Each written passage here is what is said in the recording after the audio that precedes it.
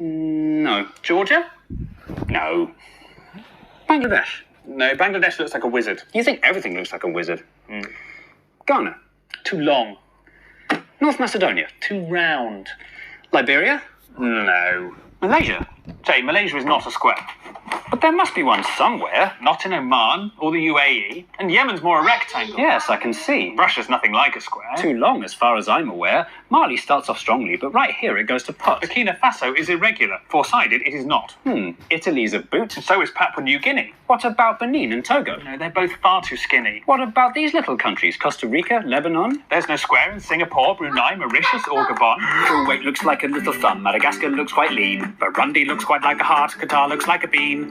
India's a diamond and Slovenia's a splot. Cuba's very long and thin, and both Koreas are short and squat. Mozambique has got too many sides, Uzbekistan as well. Little Paraguay's no paradigm, Mauritania's an L. And Malawi's like a seahorse, Guinea-Bissau's a weathered rock. And Nauru's nearly a circle, and Somalia's a sock. France is famously a hexagon, that fact is quite well known. But it's not the only one, it's joined by Sierra Leone. What about these landlocked countries like Nepal or South Sudan? They're no square, and nor are Denmark, Finland, China or Iran. Luxembourg's are all squares, which their borders don't reflect. And Australia's a cat dog, and Japan we must reject. Guatemala has two squarish sides in this bit in the north, but it won't meet our criteria cause it needs a third and fourth.